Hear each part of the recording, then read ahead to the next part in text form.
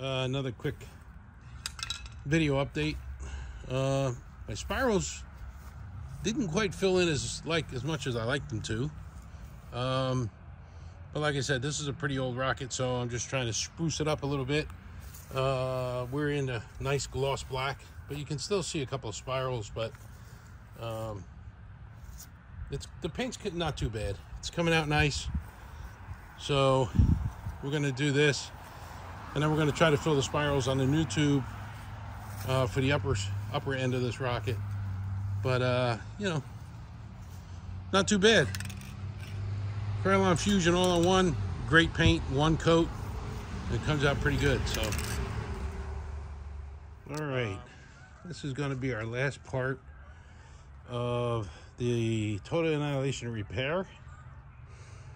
This is the upper tube, and if I sound funny, it's because I'm wearing a mask because I'm sanding. I went back to using Bondo, the hardener and the paste for car repair. It's working a lot better than the wood filler. It stays in place, it's a lot stronger, it dries quick. The problem is it stinks, and mixing it is a pain in the butt. But if you can see, as I'm sanding, I'm trying to get all the residual sand off, which this is about a half hour of sanding already. And you can see how nicely the spirals are filled on this upper half that's sanded. I got to continue all the way down. I see all that residual. So even with the razor blade or a spackle knife, you still get some stuff that you have to sand off. But it's coming out really good. This is, again, the upper tube where the nose cone will attach to, and our electronic bay on the opposite side. So that's what we got so far. A couple more clips here, and then I'm going to show you the finished product. Okay, we're putting on a final coat. Black paint. This is the upper stage, where the main parachute will sit.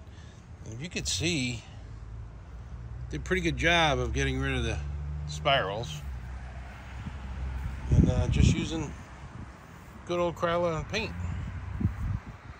You can see me in the reflection.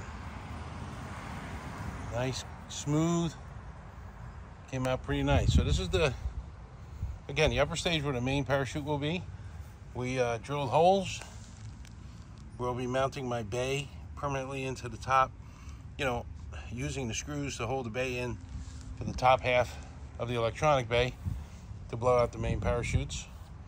So we're gonna let this dry for a day or so before we start working on it again and start assembling the full rocket here. Thanks for joining us again. We got more to come. Okay, gonna take you through the last few steps of the TA Total Annihilation revamp, so to speak. I built a 6-inch electronics bay. In here is an RRC2 basic altimeter. We're gonna blow the drogue chute that will be housed in this section at apogee, and then the main chute that will be housed in this section at 1,000 feet. You can see my new nose cone, paint job, and I want to thank StickerShock.com for my new Total Annihilation decals. Came out really nice. If you notice, I got a little bit of wrinkling in the paint, and there's not much I can do about that now, unfortunately. That's what happens when you rush and don't let the paint dry all the way. The clear coat kind of wrinkled on me, which kind of ruined the finish a little bit. But considering once this rocket flies again, it'll probably have enough damage you won't even notice. But hopefully not. So our electronic bay is done. I'm going to reassemble the rocket, put it all together. We still have a couple of holes to drill for the vents. And there are brass inserts that will go in here. Instead of using rubber grommets to hold in the electronic bay in the upper tube, I like to use brass screws. They look good, they match the rocket, and they hold in pretty good. And I used speed nuts on the back inside this that I use to thread the screws through, and use JB Weld epoxy, which is incredibly strong, to hold them in place until they dry. So there are 6 around the circumference of the rocket, and that'll hold in the electronics bay. So I'm going to assemble this thing, put it together, and give you one last couple of shots. This rocket has flown about 9 times already, so it needed a revamp and a little bit of a cleanup.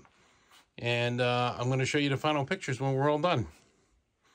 Thanks for taking a journey with me to redo the Total Annihilation. And I'm looking forward to flying this thing on a K550 on my next launch, hopefully down in Maryland.